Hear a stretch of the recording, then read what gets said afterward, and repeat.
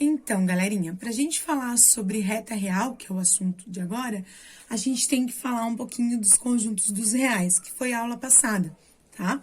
Então, o conjunto dos reais são todos os números que a gente conhece: naturais, inteiros, racionais e mais os irracionais. Então, se a gente juntar todos os grupos que a gente conheceu na aula passada, a gente forma os reais, certo? O que é a reta real? A reta real nada mais é do que pegar esses diagramas aqui, que isso aqui é um diagrama, né? De cada conjunto e de todos os conjuntos ao mesmo tempo, né? Com as suas relações. Então, é pegar todos os números reais, todos os conjuntos que estão aqui e colocar em uma reta, que a gente vai chamar de reta real.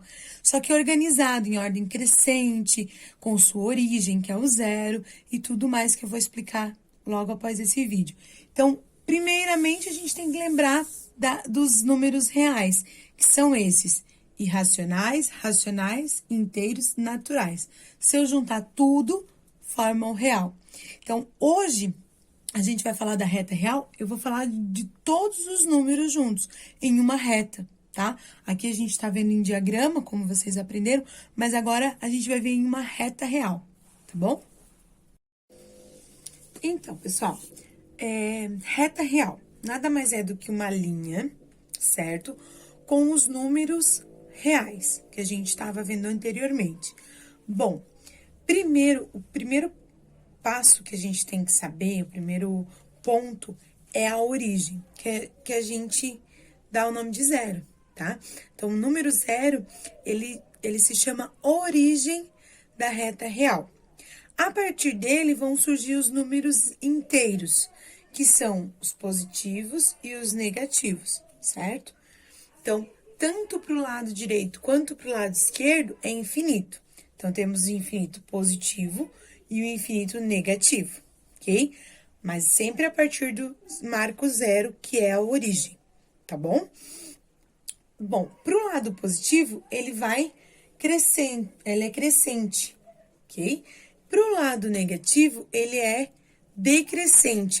Então, quanto mais longe do zero, da origem, para o lado negativo, ele vai diminuindo os valores, certo? O valor do número fica menor. Para o lado positivo, ele vai crescendo, os valores vão aumentando, tá ok? Bom, essa aqui tá a reta com os primeiros números inteiros. O que eu preciso que vocês saibam? Origem é sempre o zero. A partir do zero, quando vamos para o 1, entre o 0 e o 1 tem a mesma distância entre o 0 e o menos 1. Entre o menos 1 e o menos 2 também é a mesma distância. Então, eles têm as mesmas distâncias, certo? Os números inteiros. Só que entre o número 0 e o número 1, existem infinitos números aqui. Como também entre o 1 e o 2, existem infinitos e assim por diante. Então, a gente está vendo aqui só os números inteiros, né? Os primeiros números inteiros.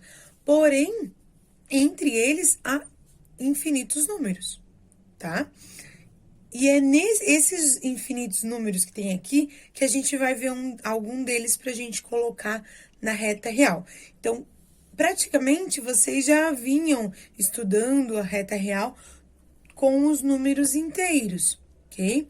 Positivo, negativo, ou às vezes pode ter feito alguma atividade só com números naturais, que são os positivos, mas isso aqui a gente já começa desde quando a gente aprende a utilizar a régua, né? A gente já vem notando a diferença geométrica entre os números, o que tem entre eles e tudo mais, tá? O que a gente quer que vocês aprendam hoje? Que vocês conheçam que a origem é sempre zero, e cada número real daquele diagrama que eu mostrei anteriormente, ele é posto nessa reta, nessa linha, tá bom? Vamos colocar alguns. Vamos supor o número que ele é um número racional, menos 9, raiz de 9. Então, para a gente solucionar, para saber aonde ele vai encaixar aqui nessa reta, a gente tem que ver primeiro aqui.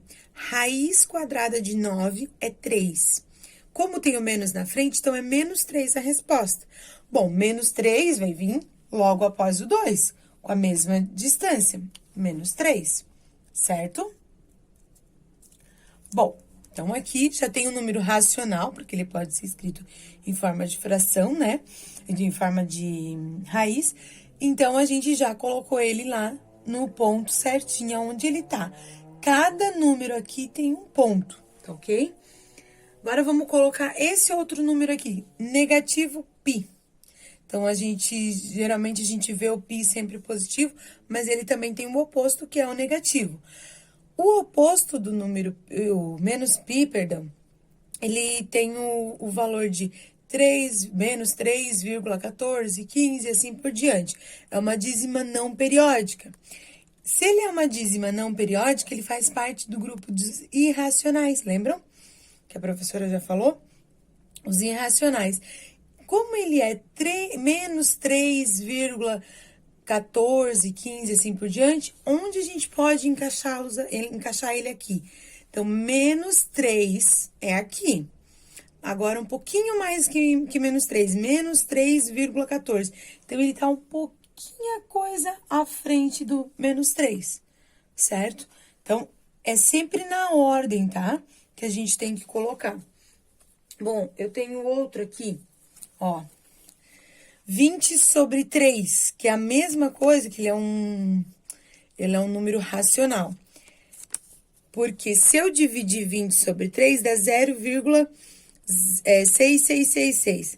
Como é uma dízima periódica, ele é um número racional, eu sei qual é o período que vão vir aqui, que é o mesmo, 6, eu posso colocar esse tracinho em cima para simbolizar que ele é uma dízima periódica e que o período é 6. Então, 20 sobre 3, que é 0,666, a gente pode colocar ele aonde? Bom, ele é positivo, então é do lado de cá, certo? E é 0,6. Bom, se no meio, entre 0 e 1 é 0,5, ele é um pouquinho para cá do 0,5, certo? Eu posso escrever tanto em fração ou deixar ele como uma dízima assim. Sempre lembrando, se for uma dízima periódica, coloque esse tracinho em cima para não precisar ficar escrevendo ou deixar aqueles 3 pontinhos, né? Pode ser escrito assim, tá bom? Vamos ver outro número. É um número racional, irracional, 5 sobre 7, menos 5 sobre 7, que ele é 0,714 e assim por diante. Então, onde que nós vamos colocar? Menos 0,714 e tal. Como é negativo, então tá pro lado de cá. 0,7 vai estar um pouco mais perto do 1, né? Do que do 0. Então, ele encaixa ele aqui, ok? Então, sempre tem que analisar. Se tem uma fração, divide a fração, haja o resultado para a gente encaixar ele aqui na reta real, tá?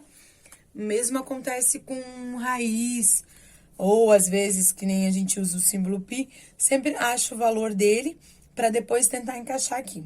Bom, a gente tem outro aqui, ó, 18 sobre 7, que é 2,57. Bom, 18 sobre 7, 2,57. 2,57 é um pouco mais do que 2,5. Então, passa do 2,5 e ele encaixa aqui, mais perto do 3.